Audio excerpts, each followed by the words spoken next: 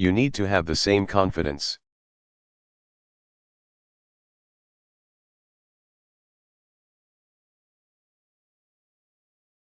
Or as my daughters tell me all the time, you be you, daddy.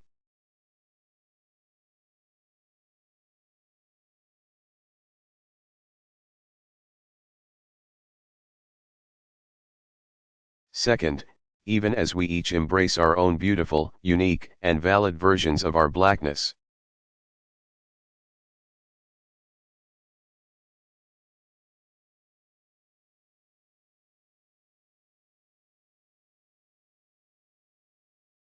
Remember the tie that does bind us as African Americans.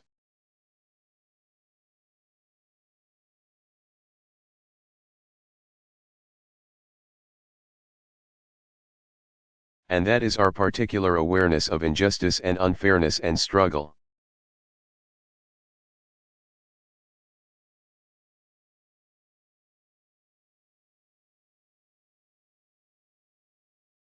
That means we cannot sleepwalk through life.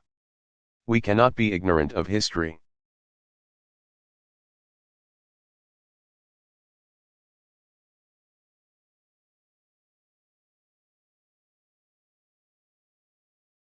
And that means we have to not only question the world as it is.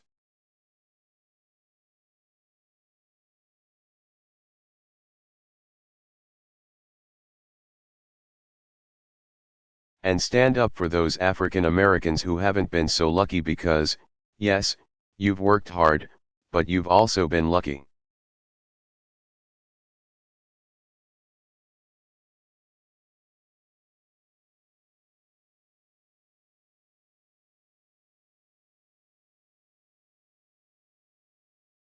That's a pet peeve of mine, people who have been successful and don't realize they've been lucky.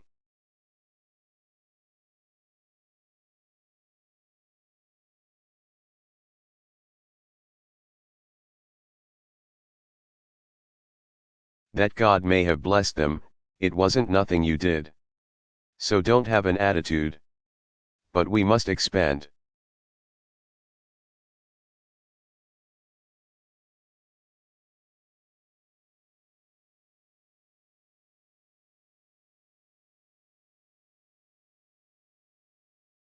Our moral imaginations to understand and empathize with all people who are struggling.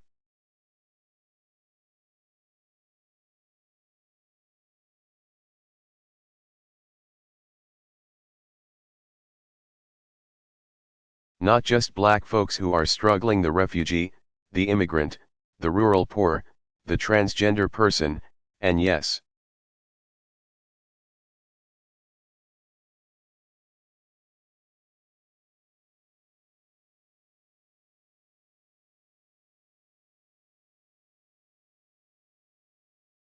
the middle-aged white guy who you may think has all the advantages, but over the last several decades has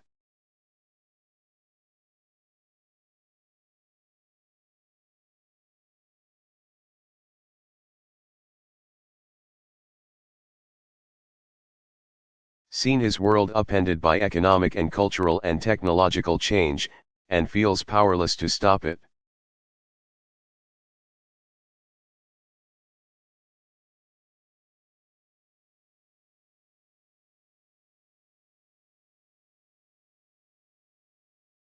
You got to get in his head, too.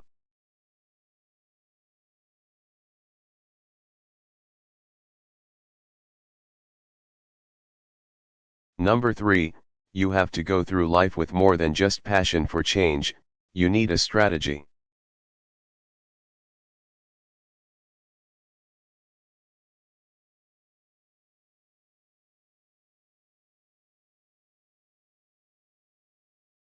I'll repeat that. I want you to have passion.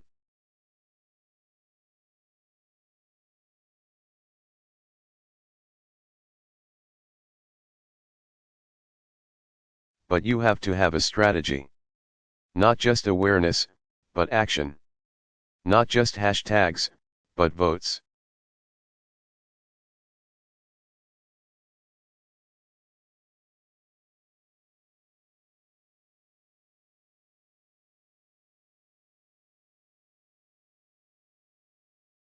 You see, change requires more than righteous anger.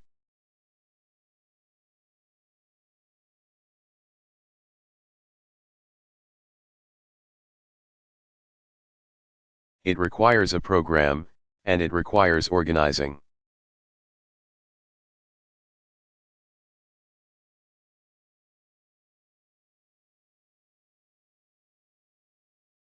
At the 1964 Democratic Convention,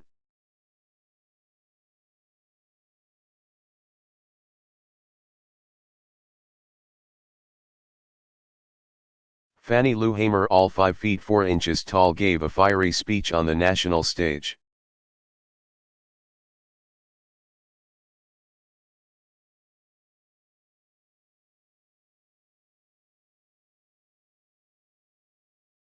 But then she went back home to Mississippi and organized cotton pickers.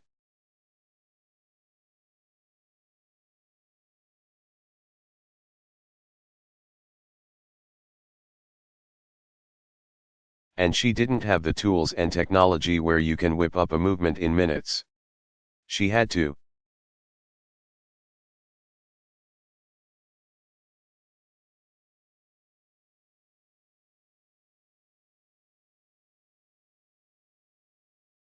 go door to door.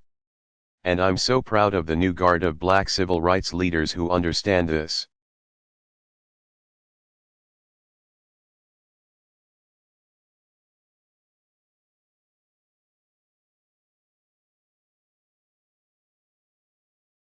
It's thanks in large part to the activism of young people like many of you.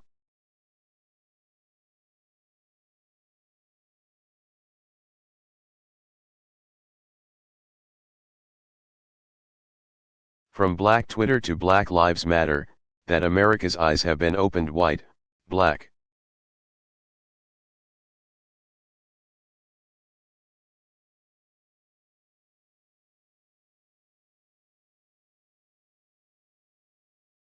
Democrat, Republican to the real problems, for example, in our criminal justice system.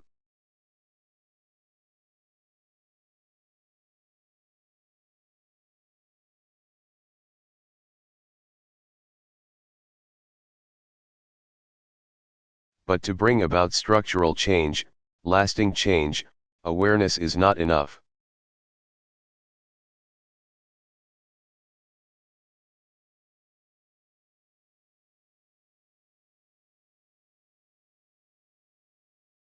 It requires changes in law, changes in custom.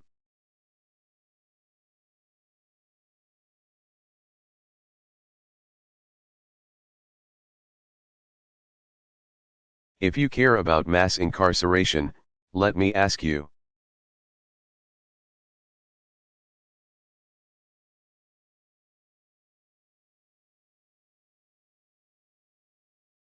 How are you pressuring members of Congress to pass the criminal justice reform bill now pending before them?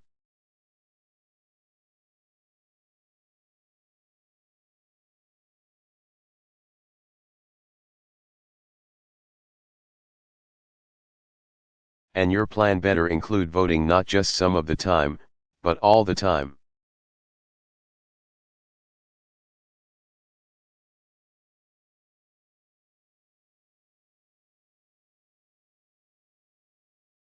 But let me say this, even if we dismantled every barrier to voting,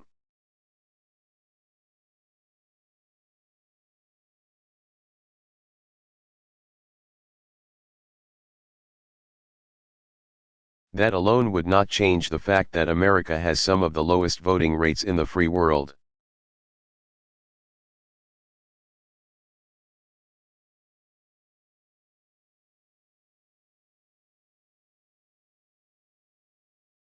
In 2014, only 36% of Americans turned out to vote in the midterms, the second lowest.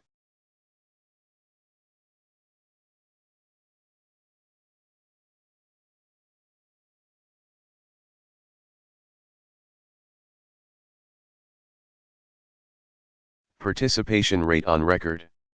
Youth turnout that would be you was less than 20%. Less than.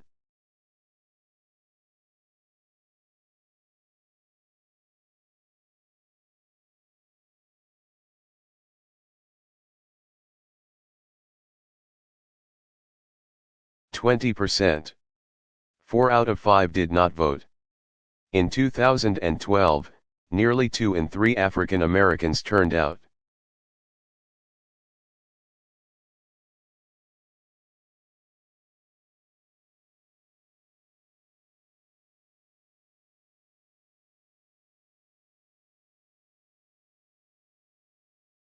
And then, in 2014, only 2 in 5 turned out.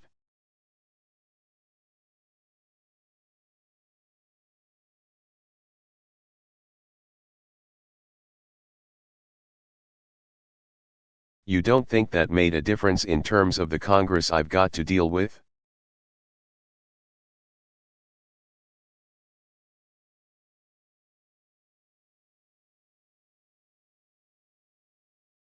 And then people are wondering, well, how come Obama hasn't gotten this done?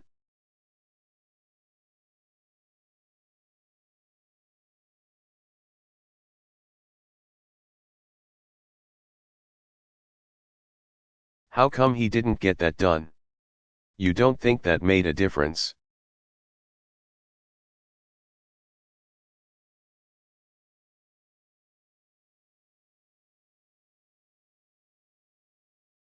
What would have happened if you had turned out at 50, 60, 70%, all across this country?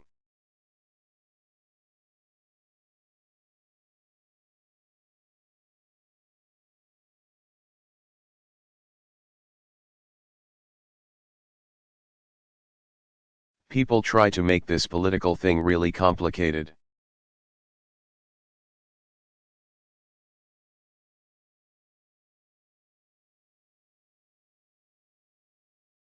Like, what kind of reforms do we need? And how do we need to do that? You know what?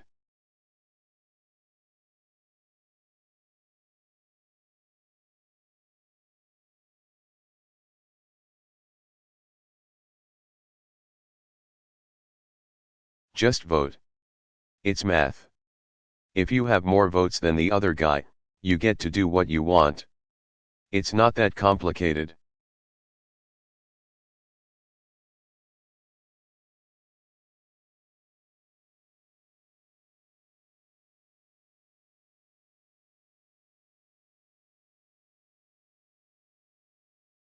And you don't have excuses.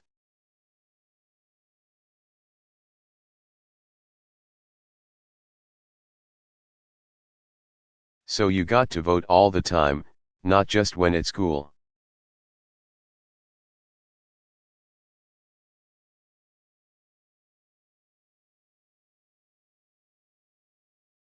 Not just when it's time to elect a president, not just when you're inspired.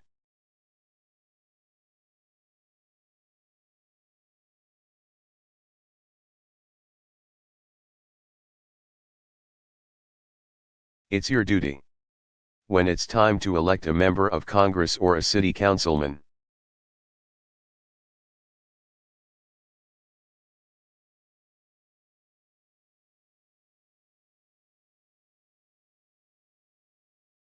Or a school board member, or a sheriff.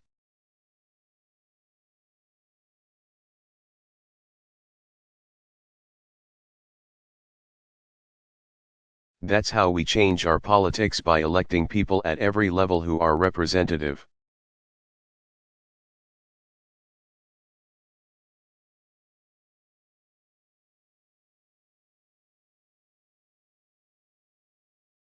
Of and accountable to us. It is not that complicated. Don't make it complicated.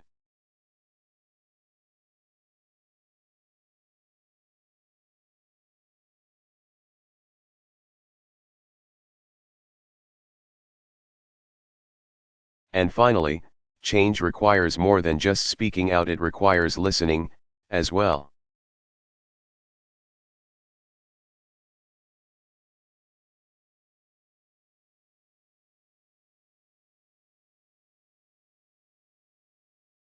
In particular, it requires listening to those with whom you disagree, and being prepared to compromise.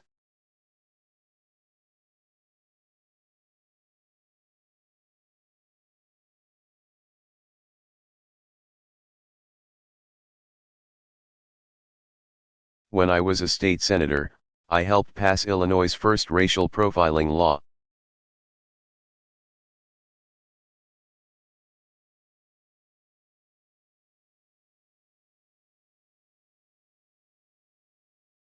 And one of the first laws in the nation requiring the videotaping of confessions in capital cases.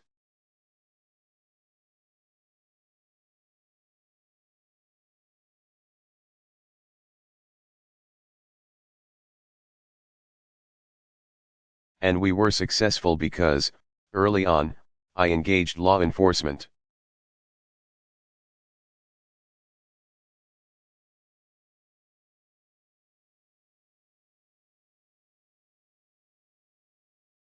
I didn't say to them, "Oh, you guys are so racist, you need to do something."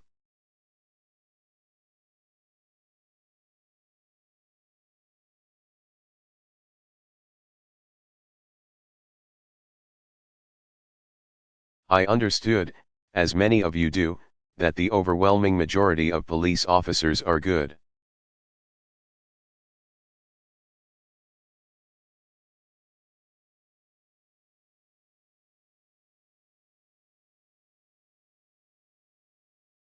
And honest, and courageous, and fair, and love the communities they serve.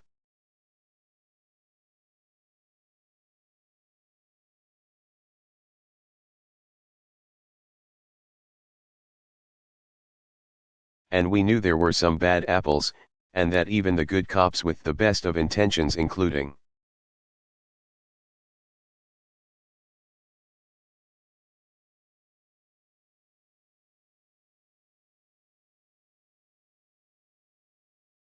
By the way, African American police officers might have unconscious biases, as we all do.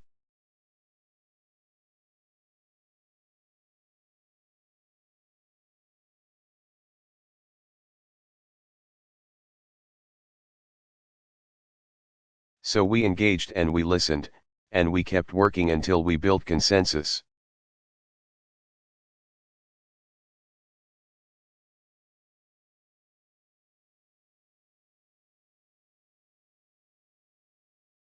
And because we took the time to listen, we crafted legislation that was good for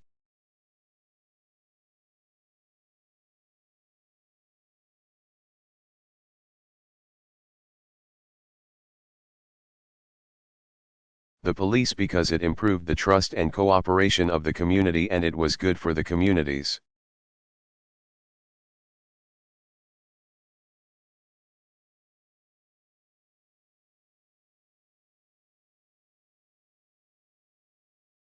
Who were less likely to be treated unfairly.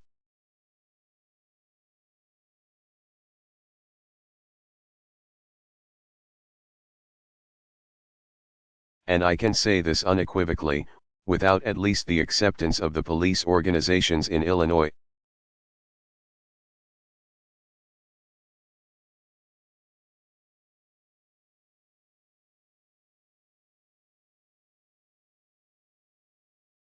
I could never have gotten those bills passed. Very simple. They would have blocked them.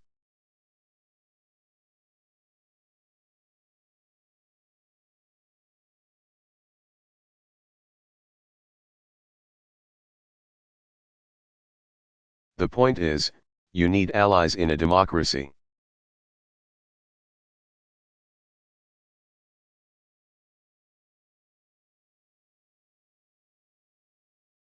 That's just the way it is. It can be frustrating and it can be slow.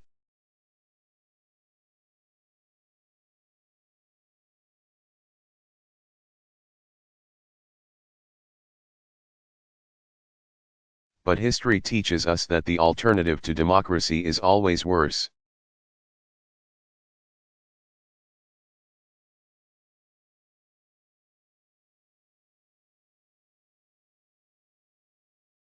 That's not just true in this country. It's not a black or white thing. Go to any country where the give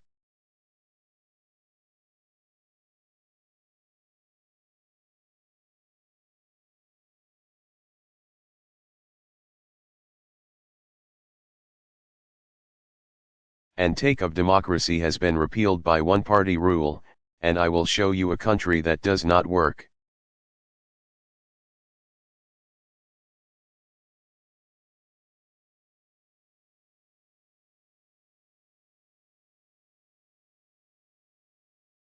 And democracy requires compromise, even when you are 100% right.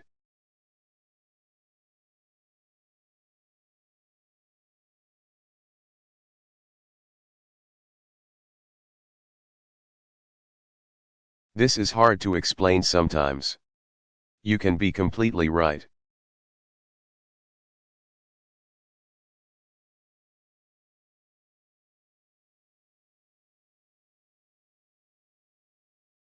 And you still are going to have to engage folks who disagree with you.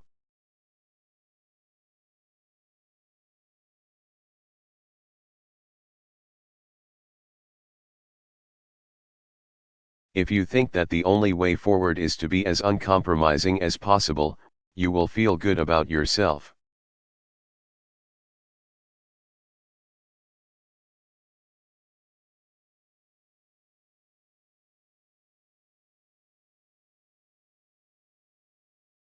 You will enjoy a certain moral purity, but you're not going to get what you want.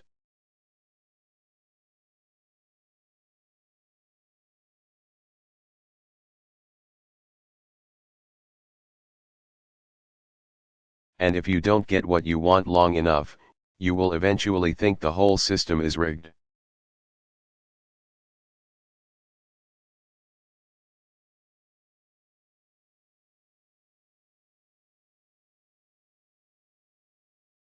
And that will lead to more cynicism, and less participation.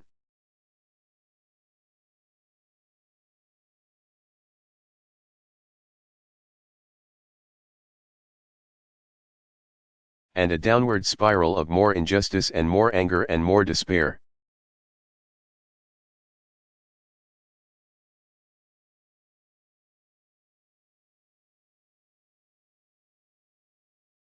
And that's never been the source of our progress.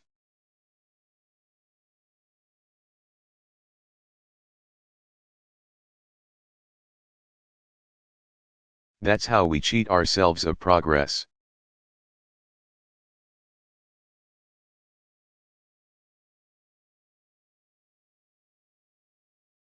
We remember Dr.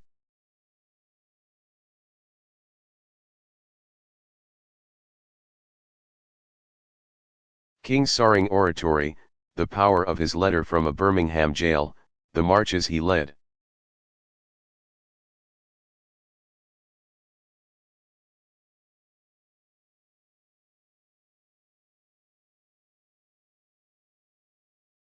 But he also sat down with President Johnson in the Oval Office.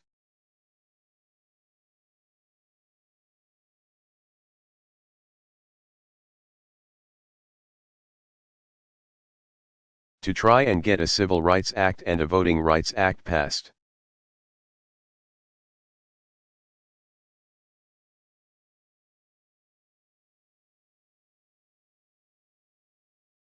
And those two seminal bills were not perfect, just like the Emancipation.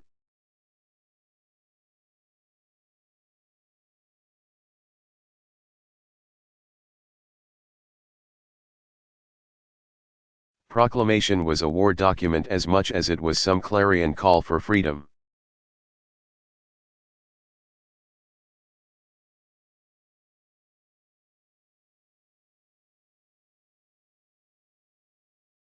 Those mileposts of our progress were not perfect.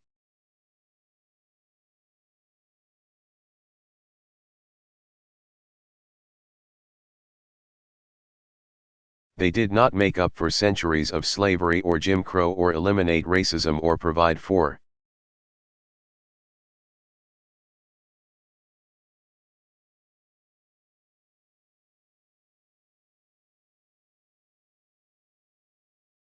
"40 acres and a mule." But they made things better. And you know what, I will take better every time.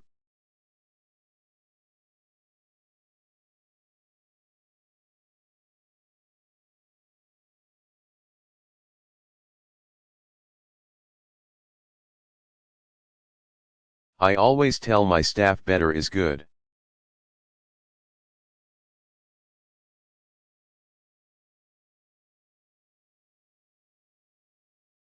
Because you consolidate your gains and then you move on to the next fight from a stronger position.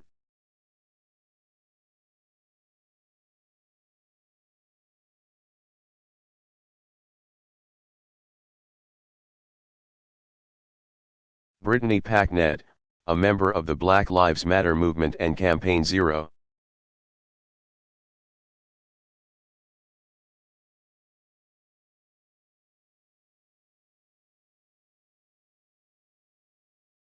One of the Ferguson protest organizers, she joined our task force on 21st century policing.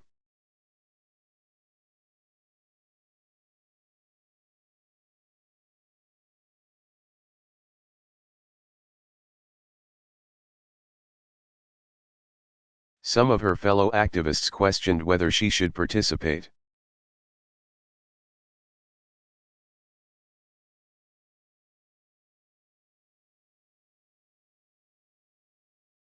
She rolled up her sleeves and sat at the same table with big city police chiefs and prosecutors.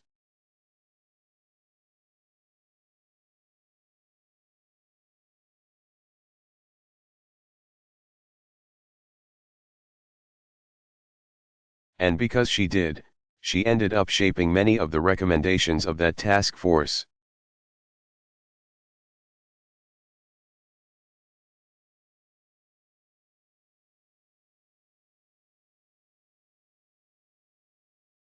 And those recommendations are now being adopted across the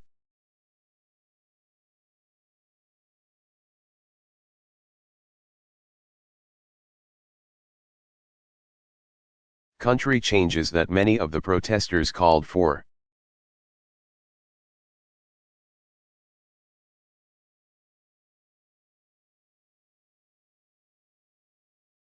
If young activists like Brittany had refused to participate out of some sense of ideological purity,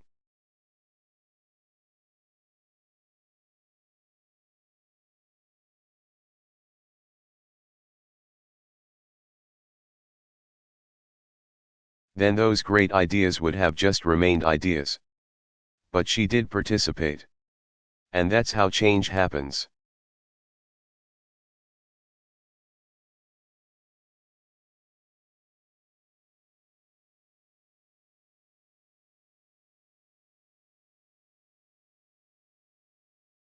America is big and it is boisterous and it is more diverse than ever.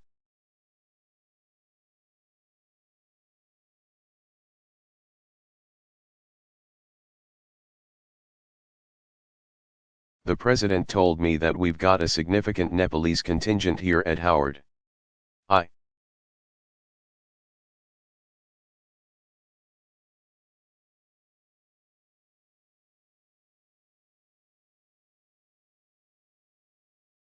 would not have guessed that.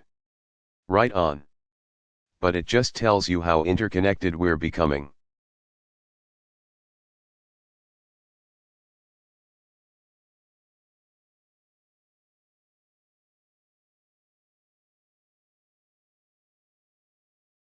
And with so many folks from so many places, converging, we are not always going to agree with each other.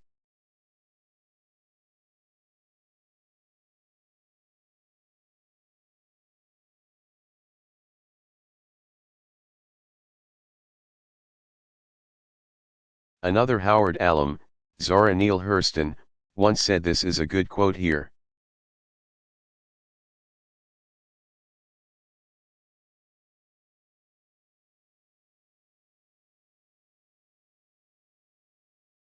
Nothing that God ever made is the same thing to more than one person.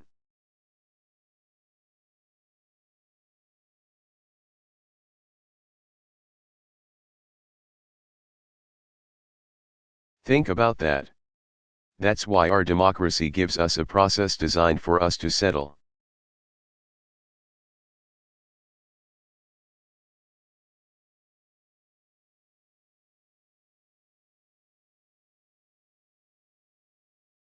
Our disputes with argument and ideas and votes instead of violence and simple majority rule.